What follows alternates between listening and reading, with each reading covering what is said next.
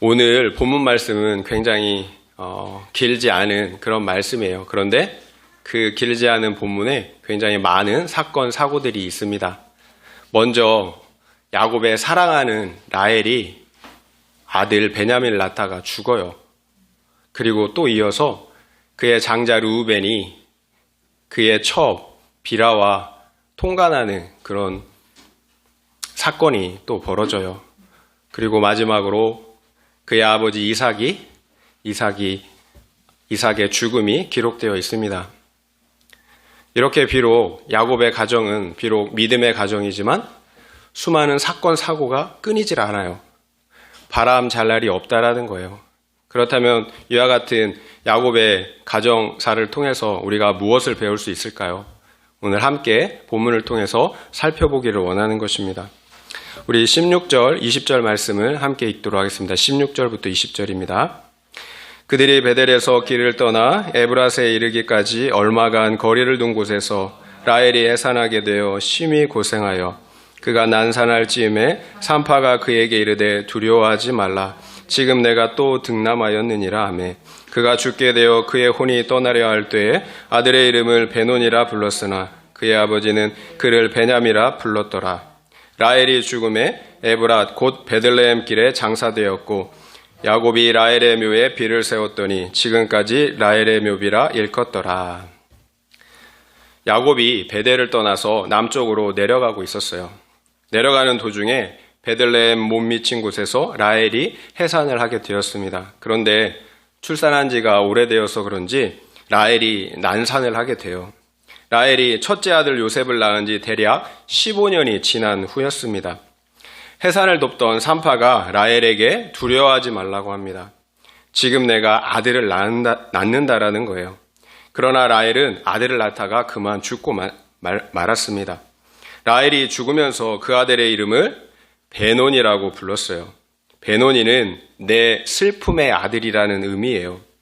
라헬은 그토록 바랬던 또 다른 아들을 낳았지만 슬픔의 아들이 되었어요. 그런데 그 옆에 있던 남편 야곱은 그 아들의 이름을 베논이가 아니라 베냐민이라고 고쳐 불렀습니다. 베냐민은 내 오른손의 아들이라는 의미예요. 오른손은 힘을 상징해요. 그래서 베냐민은 내 힘의 아들, 행복의 아들, 사랑의 아들이라는 긍정적인 의미가 있습니다. 그러니까 라헬은 슬픔의 아들이라고 불렀지만 야곱은 기쁨의 아들이라고 고쳐 부른 거예요. 우리는 이 시점에서 라헬이라는 한 여자의 인생을 잠시 생각해 보면 좋을 것 같아요. 라헬은 여자아이로 태어났지만 아버지의 양떼를 치는 목동으로 살아야 했어요. 마음껏 뛰놀아야 할 그런 어린 시절과 그리고 여성으로서 마땅히 누려야 할 삶을 살지 못했다라는 거예요. 아버지에게 노동력을 착취당하는 삶을 살아야 했다라는 것입니다. 그러다가 라헬은 자신을 사랑해주는 그런 남자를 만났어요. 그래서 그 남자와 행복한 결혼 생활을 꿈꿀 수 있었습니다. 그러나 아버지 라반의 욕심 때문에 꿈에 그리던 그 행복한 결혼 생활은 산산이 부서지고 말았습니다. 언니 레아와 함께 두 자매가 한 남자의 아내가 돼야 했다라는 거예요. 어떻게 한 남자와 그리고 자매 두 여자가 행복한 결혼 생활을 할 수가 있겠어요? 그나마 다행인 것은 남편 야곱이 라헬을 사랑했다라는 것입니다. 라헬은 남편 야곱의 사랑을 독차지할 수 있었어요. 그러나 문제는 언니 레아는 많은 아들을 낳았지만 라헬은 자녀를 낳지 못했다라는 것입니다. 결국 자식을 낳지 못했던 라헬은 언니 레아를 시기해서 죽을 것처럼 힘들어 했습니다. 그렇다면 라헬의 인생에 있어서 부족한 것은 무엇일까요? 바로 아들이겠죠. 라헬은 나에게 아들만 있다면 내 인생은 완벽할 거야 라고 이렇게 생각했을 것 같아요. 그런데 시녀 비라를 통해서 단과 납달리를 낳았어요. 아버지의 욕심 때문에 잘못된 결혼 생활을 시작했다면 이제는 자신의 욕심과 시기 때문에 자신의 결혼 생활을 스스로 꼬이게 만들었다라는 거예요. 그래요. 비록 라헬은 시녀를 통해서 아들을 낳았지만 만족할 수가 없었어요. 자신이 낳은 아들이 아니라는 거죠. 시녀를 통해서 낳았기 때문에 자신의 아들은 아닌 거예요. 그래서 라헬은 남편 야곱을 언니 레아와 동침하게 하는 조건으로 르우벤의 화판채를 사기도 했어요. 그러나 그녀의 이런 열심에도 불구하고 아들을 낳을 수가 없었어요. 결국 하나님께서 라헬을 불쌍히 여겨주셨을 때야 비로소 아들을 낳을 수 있었다라는 것입니다. 그러나 라헬은 아들 하나만으로는 만족할 수가 없었어요. 그래서 그 아들의 이름을 요셉이라고 지었습니다. 여호와께서는 다시 나에게 아들을 더하시기를 원한다라는 의미예요. 여호와께서 나에게 아들을 더하시기를 원한다라는 의미로 요셉이라는 이름을 지은 거예요. 이렇게 라헬은 또 다른 아들을 간절하게 원했지만 15년 동안이나 가질 수 없었다라는 거예요. 그런데 이게 어찌된 일인지 15년 만에 기적적으로 또 다른 자녀를 임신하게 된 거예요. 그러나 우리가 앞서 살펴본 것처럼 라헬은 그 귀한 아들을 낳다가 그만 죽고 말았다라는 거예요. 이것이 한 여자 라헬의 일생이었어요. 야곱과 대략 25년의 결혼 생활을 마치고 생을 마감한 거예요. 그녀의 인생을 돌아보면서 어떤 생각이 드시나요? 아들을 낳지 못해 언니를 죽도록 시기하고 힘들어했던 시간들, 그리고 그 시기심 때문에 언니와 아들 낳는 경쟁을 했던 시간들, 그러므로 모든 가족들을 힘들게 했던 시간들, 그리고 자신의 탐심 때문에 아버지의 드라빔, 우상을 훔쳤던 그런 사건들, 많은 과거의 일들이 파노라마처럼 지나갔을 것 같아요. 라헬은 죽는 순간에 이런 자신의 과거의 삶을 어떻게 생각했을까요? 나는 참 열심히 살았다, 후회 없다라고 생각했을까요? 아니면 인생이 참 덧없다, 내가 왜 그렇게 아등바등 살았을까, 이렇게 생각했을까요? 죽음의 순간에 라헬의 그 심정을 그대로 반영해주는 말씀이 있어요. 그래서 제가 한번 여러분에게 그 말씀을 읽어드리겠습니다. 전도서 1장 2절부터 4절 말씀이에요. 전도자가 이르되 헛되고 헛되며 헛되고 헛되니 모든 것이 헛되도다. 해 아래서 수고하는 모든 수고가 사람에게 무엇이 유익한가? 한 세대는 가고 한 세대는 오되 땅은 영원히 있도다. 라헬의 그 마음에 딱 맞는 그런 말씀인 것 같아요. 라헬이 죽음의 순간 딱 이런 심정이지 않았을까, 그런 생각이 들어요. 이 전도서의 말씀은 헐벗고 굶주린 삶을 살았던 어떤 가난한 사람의 고백이 아니에요.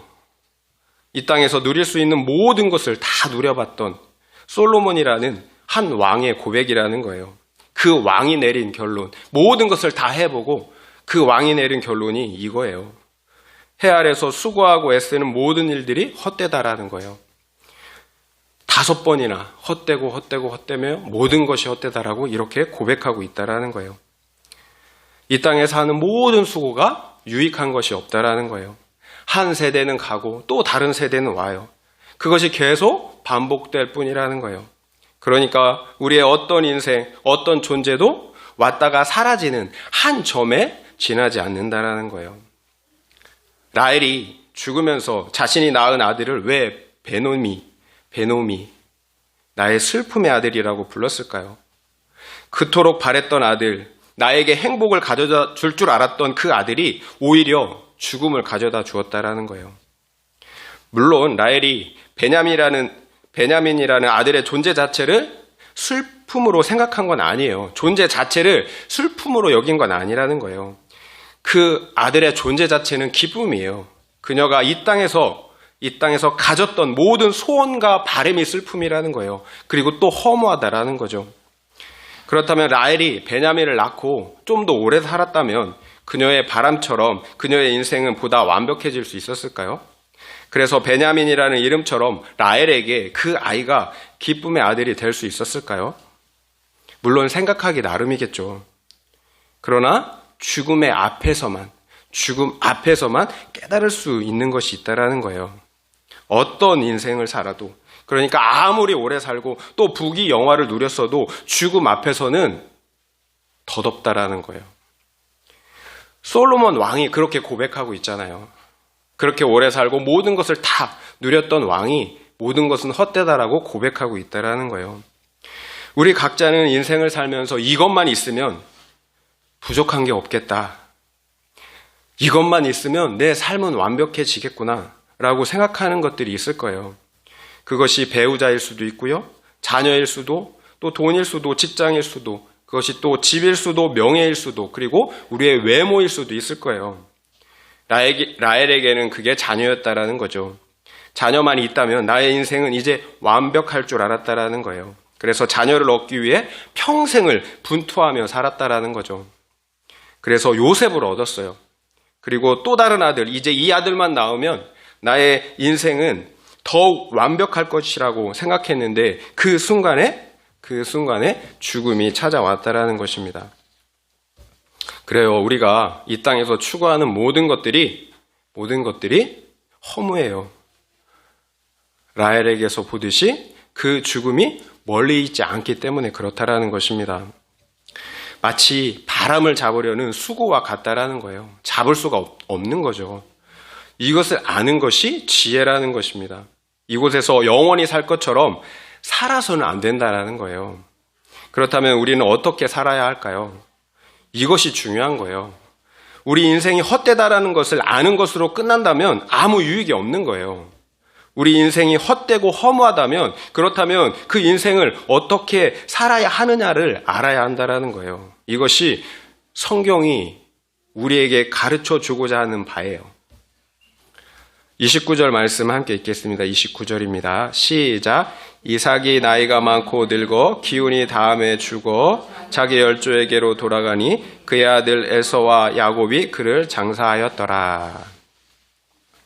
성경은 이삭의 죽음을 자기 열조에게로 돌아갔다라고 표현하고 있어요. 자기 열조에게로 돌아갔다.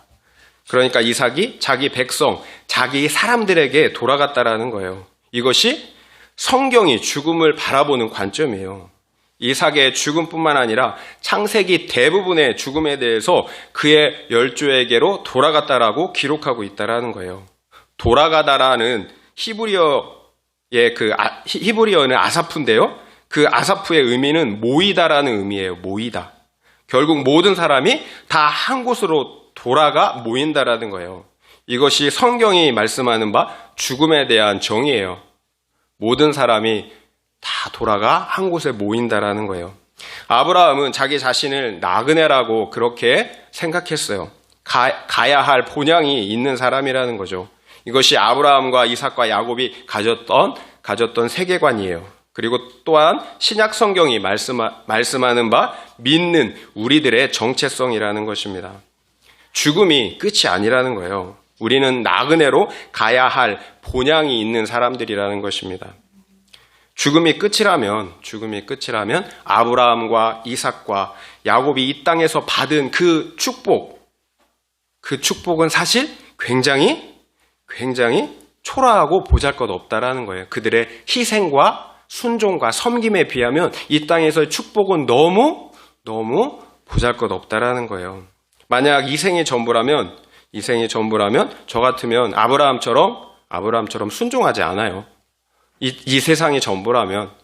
그리고 이삭처럼 그렇게 희생하지도 순종하지도 않는다라는 거예요. 내가 살고 싶은 대로 살지. 만약 이 땅이 전부라면 왜 그렇게 힘들게 희생하고 순종하겠어요? 전도서 12장 1절에서 2절 말씀을 제가 여러분에게 읽어드리겠습니다. 전도서 12장 1절 2절 말씀이에요. 너는 청년의 때에 너의 창조주를 기억하라. 곧 곤고한 날이 이르기 전에 나는 아무 낚시 없다고 할 해들이 가깝기 전에 해와 빛과 달과 별들이 어둡기 전에 비 뒤에 구름이 다시 일어나기 전에 그리하라. 너는 청년의 때에 너의 창조주를 기억하라. 곤고한 날, 곧 죽음의 날이 이르기 전에 창조주를 기억하라는 거예요. 이것이 이 땅의 모든 삶이 헛되다고 고백한 솔로몬의 결론이었어요. 이 세상의 삶은 다 헛되요. 그렇기 때문에 우리가 우리가 반드시 살아야 할 삶은 창조주 하나님을 기억하는 삶이어야 한다는 거예요. 더 이상 늦기 전에, 청년의 때에 창조주 하나님을 기억해야 한다는 것입니다. 그러니까 모든 인생이 죽기 전에, 더 늦기 전에 해야 할 일은 창조주를 기억하는 거예요. 과거에 제가 아이들에게 전도할 때 가장 먼저 던지는 질문이 있었어요. 저 자동차는 그냥 있는 거냐, 아니면 누가 만들어서 있는 거냐? 그럼 애들이 정말 자신 있게 대답해요. 당연히 누가 만들었죠. 그러면 또 물어봐요. 저 집은 그냥 있는 거냐, 누가 만들어서 있는 거냐?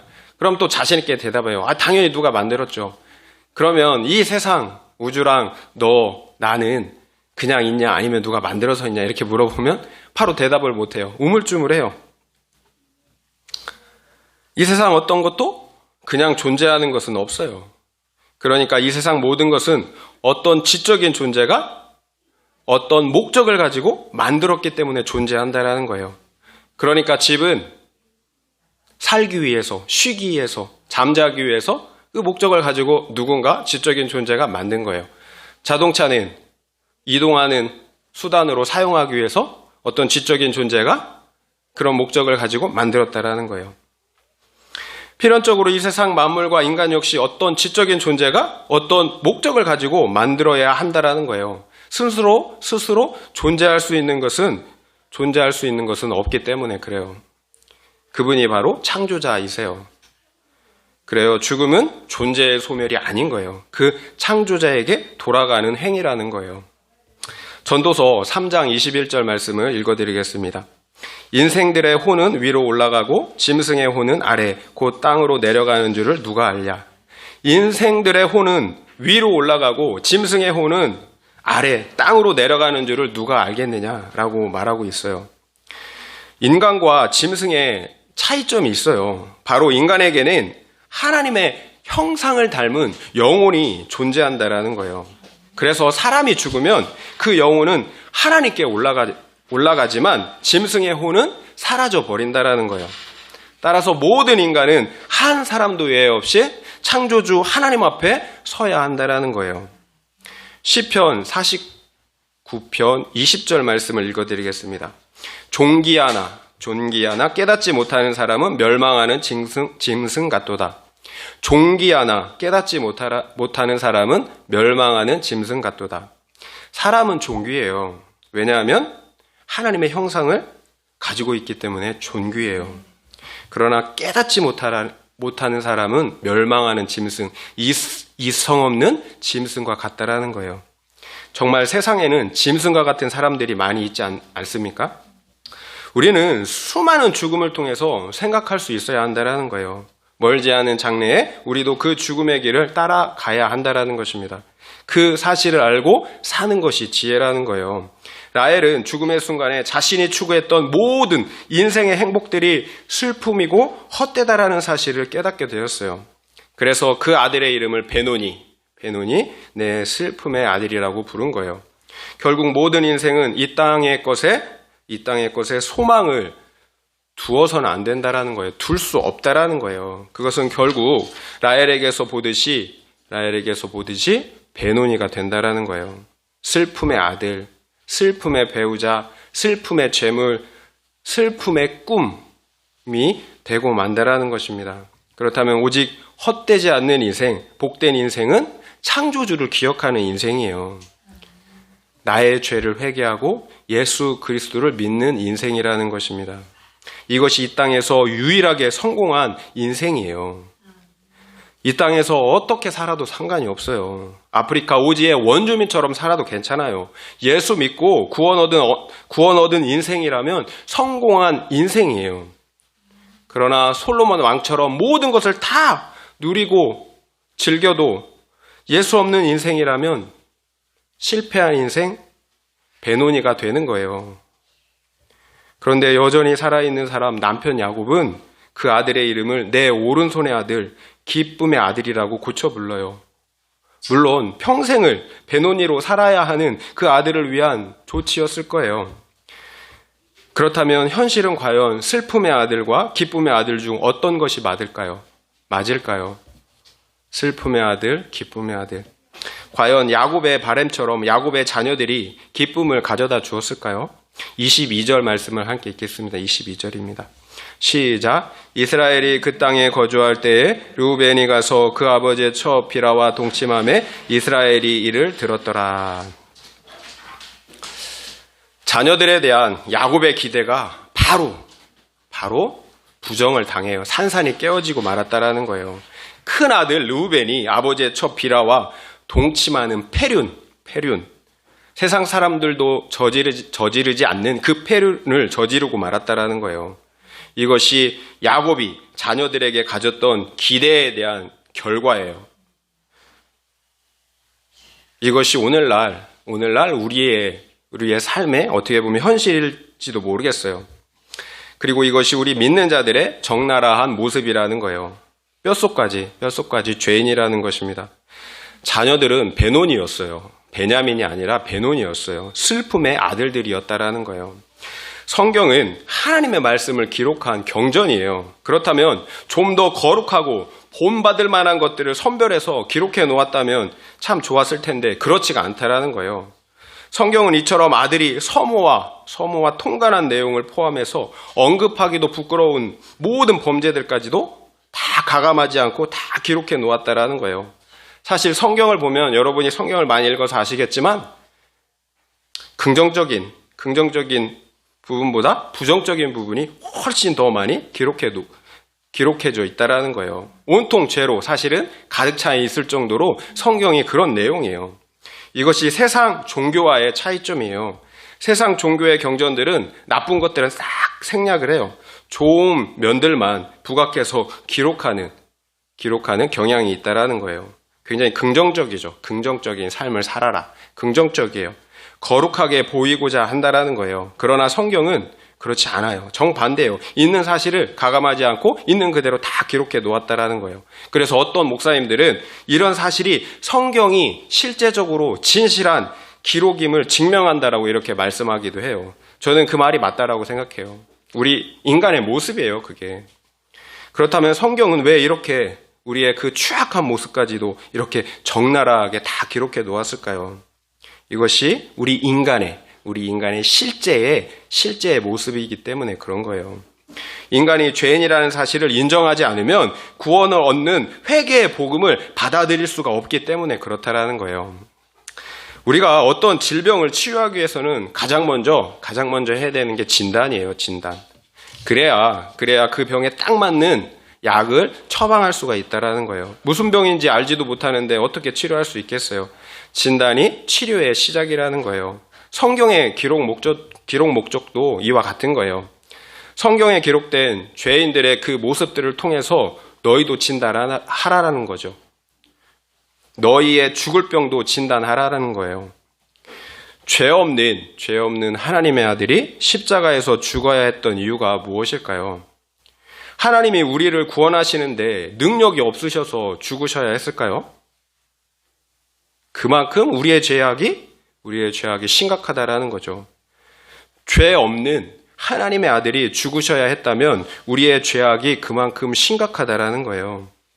나의 죄를 위해 십자가를 지신 예수님을 생각할 때 우리의 어떤 고난도 우리의 죄보다 크지 않다라는 사실을 알게 된다라는 거예요. 우리가 당하는 고난 너무 억울하십니까?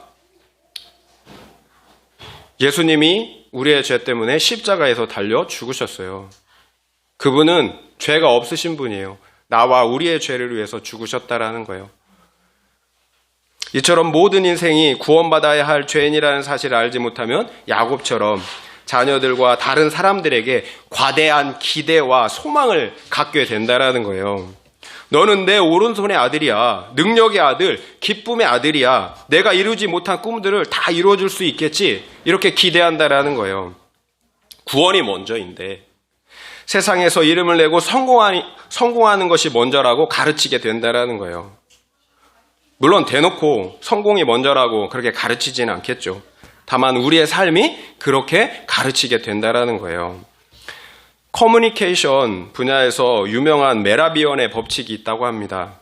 이 법칙에 따르면 언어적인 요소가 비언어적인 요소와 일치하지 않을 때, 사람들은 비언어적인 요소를 더 신뢰할 만한 것으로 이렇게 받아들인다고 해요. 그러니까 소통에서 느끼는 정서의 7%는 언어적인 요소이지만 나머지 93%는 비언어적인 요소라는 거예요. 청각적인, 시각적인 요소가 93%나 차지한다라는 거예요. 그러니까 우리의 말보다 우리의 삶이 절대적으로 중요하다라는 거예요. 우리가 아이들에게, 세상 사람들에게 메시지를 전달하는데 우리의 삶이 93%를 결정한다라는 거예요. 그러니까 부모로서 자녀들에게, 그리고 크리스찬으로서 세상 사람들에게 우리의 말보다 더 중요한 것은 삶이라는 거예요. 우리의 말이 아무리 번지르르 해도 우리의 삶으로 복음을 증거하지 못한다면 아무 소용이 없다라는 거예요. 오히려 우리는 자녀들과 세상 사람들에게 복음을 가로막는 그런 사람이 될 수도 있다라는 거예요. 실제로 오늘날 우리의 모습들, 교회의 모습들이 그렇다라는 것입니다. 야곱은 아들 르우벤이 서모와 통관했다라는 사실을 들었어요. 그런데 이해가 되지 않는 것이 있어요. 야곱이 이 일에 대해서 침묵했다라는 거예요. 아무 조치도 취하지 않았다라는 거예요. 그렇다면 야곱은 왜 이 엄청난 범죄에 대해서 침묵하고 있을까요? 어떤 분들은 야곱이 하나님께 모든 것을 믿음으로 맡겼다 이렇게 말하기도 해요. 굉장히 긍정적인 평가죠. 그러나 그것이 아니에요.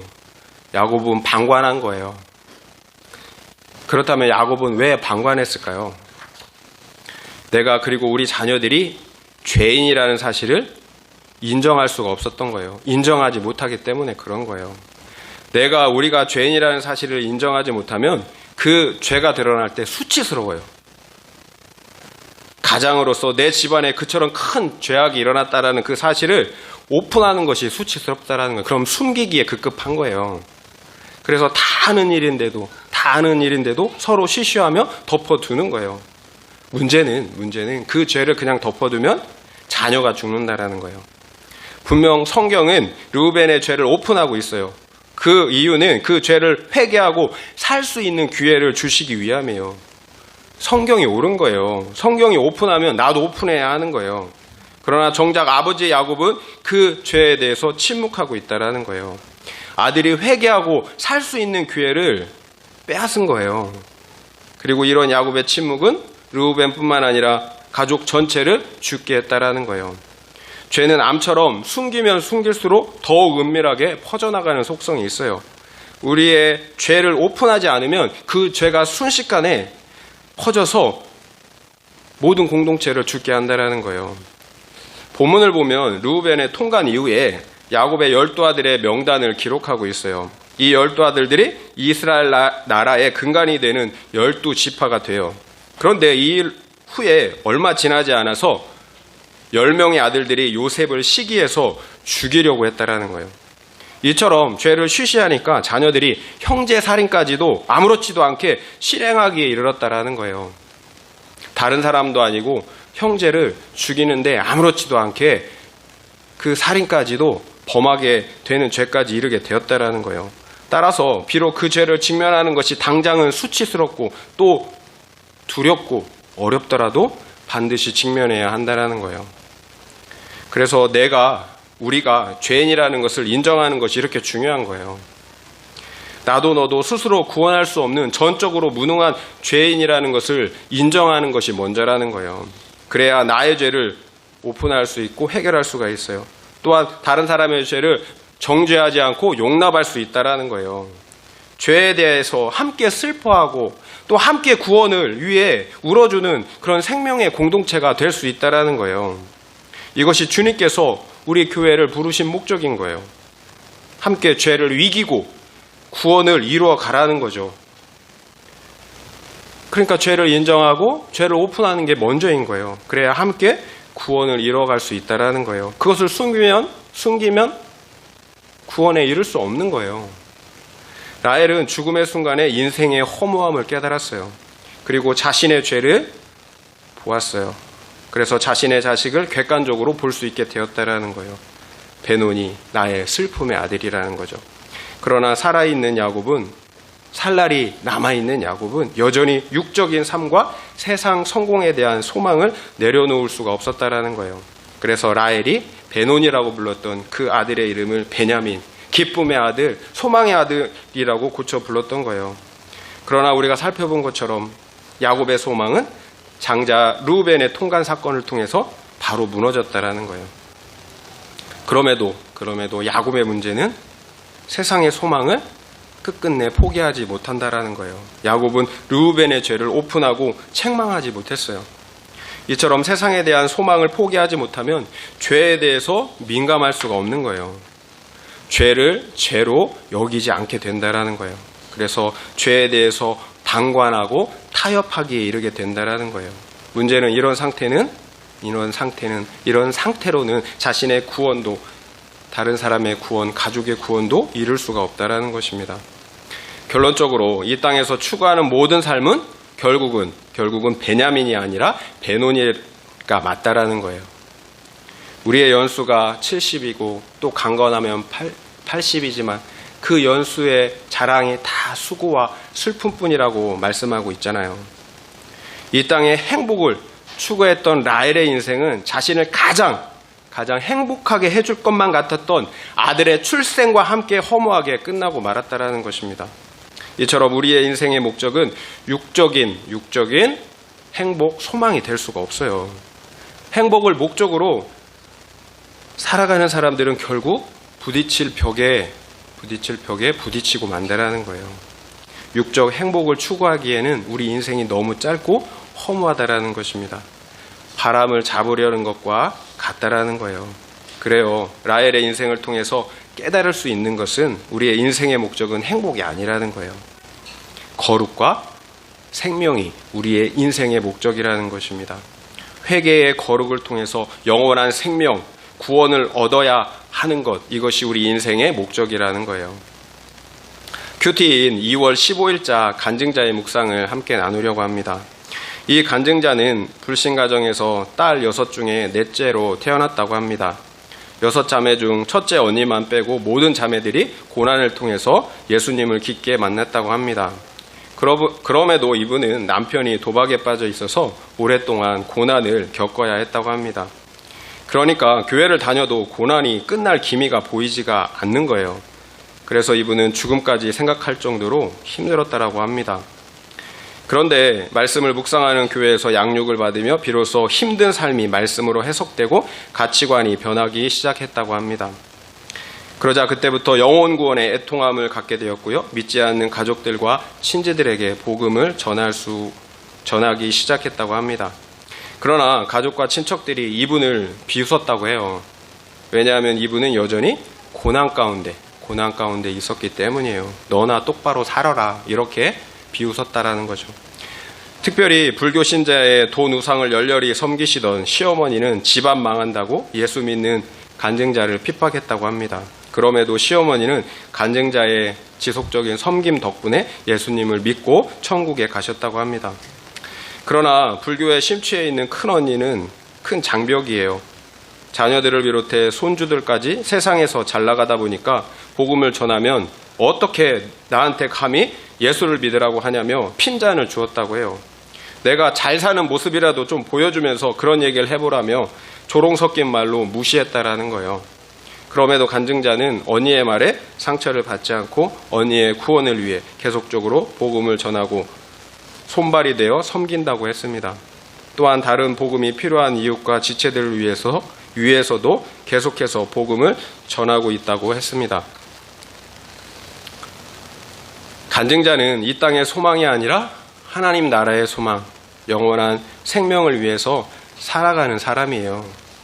그래서 비록 이 땅에 소망을 두는 세상 사람들에게 조롱과 멸시를 받더라도 그 안에 생명이 있기 때문에 그 조롱과 멸시를 견뎌낼 수가 있는 것입니다. 우리 안에 생명이 있다면 멸시와 조롱을 견뎌낼 수가 있어요. 오히려 애통하는 마음으로 죽어가는 그 영혼을 불쌍히 여길 수 있다는 거예요. 그러니까 결국 멸시와 조롱과 수치가 문제가 아니라는 거예요. 내 안에 생명이 있느냐, 이것이 본질적인 문제라는 거예요. 내 안에 생명이 없으면 더 수치스럽고 부끄러워요. 하지만 내 안에 생명이 있으면 수치와 부끄러움이 더 이상 수치와 부끄러움이 되지 않는다라는 거예요. 우리 주님이 그렇게 말씀하셨잖아요. 내 말과 나와 내 말, 내 복음을 부끄러워하면 내가 천사들과 함께 올 때 나도 그 천사들과 함께 그 사람을 부끄러워할 것이라고 말씀하셨다라는 거예요. 내가 우리 주님의 복음을 부끄러워할 때 주님도 나를 부끄러워하신다라고 말씀하셨다라는 거예요. 내 안에 생명이 있을 때 우리는 주님을 기뻐할 수 있어요. 내 상황을, 내 형편을 뛰어넘는 그런 기쁨 가운데 복음을 애통하는 마음으로, 그 영혼을 애통하는 마음으로 복음을 증거할 수 있다라는 것입니다. 이렇게 하나님의 관점에서 인생을 바라볼 수 있다면 어떠한 일에도 낙심하지 않아요. 왜요? 우리가 무엇이 중요한지 알고 있기 때문에 그렇다는 거죠. 복된 인생은 나의 소원만 이루는 인생, 그러니까 먹고 사는 것만 급급하다가 마치는 인생이 아니라는 거예요. 그런 인생은 배논이에요. 배논. 오히려 복된 인생은 나의 구원을 이루고 또한 다른 사람들의 구원을 이루는 삶을 사는 것이에요. 그러므로 하나님의 나라를 세우고 확장하는 사명을 감당하는 인생이라는 것입니다. 이것이 복된 인생이에요. 말씀을 마무리하겠습니다. 행복을 쫓아 살았던 라헬의 인생은 배논이일 수밖에 없었습니다. 라헬은 죽음의 순간에 그 사실을 깨달은 거예요. 우리도 마찬가지입니다. 이 땅의 것을 추구하는 인생은 결국 배논이일 수밖에 없다라는 거예요. 그렇다면 비록 라헬은 죽음의 순간에야 그 사실을 깨달았다면 우리는 지금 깨달아야 한다라는 거예요. 이것이 오늘 본문이 우리에게 주는 교훈이라는 거예요. 우리의 결말을 알고 살아야 한다라는 것입니다. 그런데 야곱은 베노니를 베냐민으로 고쳐 불렀습니다. 베냐민은 내 오른손의 아들, 내 기쁨의 아들이라고 말씀을 드렸어요. 그렇다면 영적으로 진정한 베냐민은 누구일까요? 예수 그리스도입니다. 나의 유일한 기쁨, 힘과 소망은 오직 예수 그리스도뿐이라는 거예요. 많은 사람들이 그 짧은 노후를 준비한다고 우리의 인생, 젊음의 모든 삶을 다 그것을 위해 소비를 해요. 연금과 보험도 가입하고 살집도 마련하고 건강검진도 주기적으로 받고 그렇게 해요. 그런데 그보다 비교할 수 없을 만큼 중요한 우리의 사후는 준비하지 않는다라는 거예요. 그러나 죽음은 멀리 있지 않아요. 항상 우리 주위에 있다라는 것입니다. 더 늦기 전에 우리의 죽음을 준비해야 한다라는 것입니다. 하나님께서 이 땅에서 우리의 생명을 더 연장시켜 주시는 이유가 과연 무엇일까요? 그 이유는 오직 우리의 베냐민 되시는 예수 그리스도를 믿고 구원 얻을 기회를 주시기 위함이에요. 그 허락된 시간을 우리의 베노니만을 추구하며 살게 하시기 위함이 아니라는 거예요. 우리의 유일한 베냐민은 오직 생명 되시는 예수 그리스도 뿐입니다. 결국 성공한 인생은 회개하고 그 예수 그리스도를 믿는 인생이에요. 이처럼 성공한 인생, 복받는 인생 다 되시기를 예수의 이름으로 축원드립니다. 아멘.